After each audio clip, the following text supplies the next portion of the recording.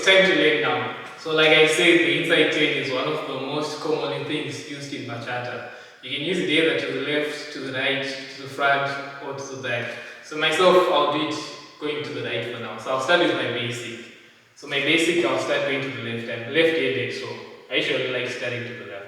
So the way I would do it myself, just the first basic step. So you look like 1, 2, 3, 4, 5, 6, 7, 8. So this is one of the most common things, but there's 3 things that I try to focus on when I teach people this. And I find, even when I was learning at the start, I used to take this for granted, but I find now with more time that I dance, this is actually fairly important. So the almost trick to dancing is like, let's say you want to go to the right, you always want to do like a prep before. That way you have momentum.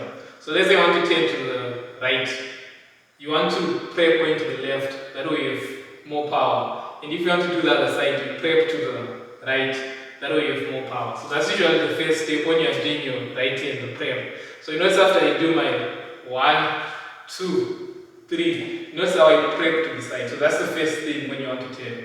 By prepping, you're already giving your body momentum to go the other side. So then this is the second big thing that's usually a challenge, especially when people are starting out, and I try to focus on this.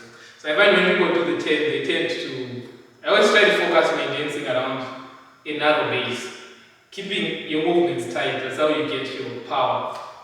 But one thing that I see when people start the inside turn, I notice people do the 1 okay, and then I notice the 2 people tend to step it out a little bit like this. So by stepping it out, that's why it's hard to maintain the power and it becomes more complicated for you. So what you're trying to do, you're trying to open up on 1. I usually encourage people to complete the whole turn on 2.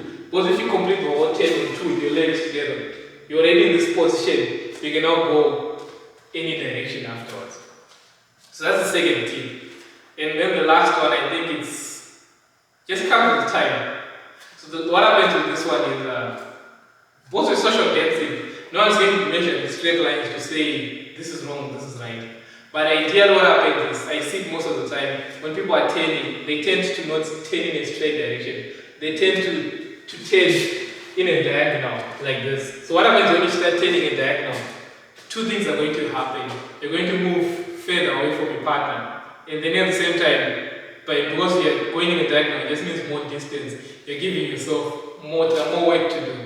So if I do it one more time, it tends to look like, so 1, 2, 3, and then you do your prep. That way you do your open up, narrow base, you step out again, and then you close.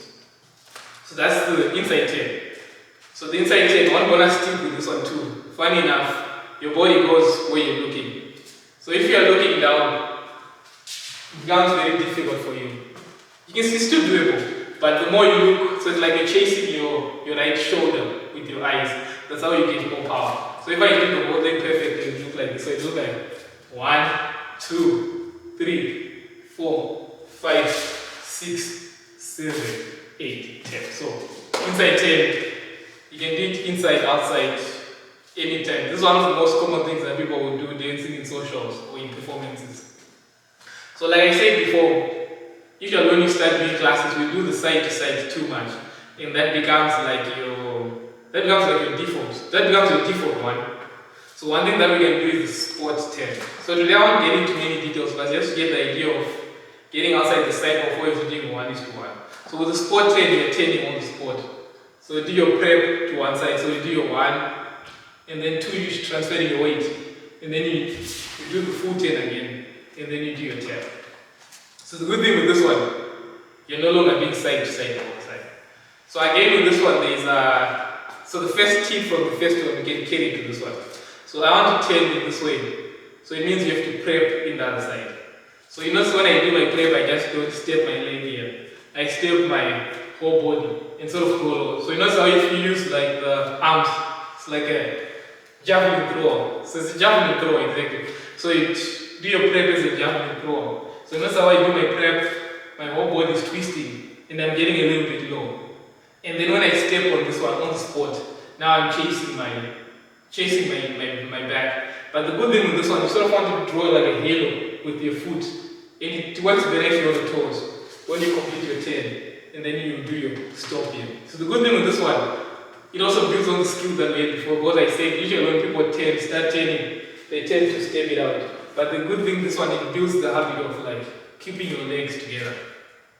So if I do it slowly one more time, so it will look like 1, 2, 3, 4, and then you're good to go.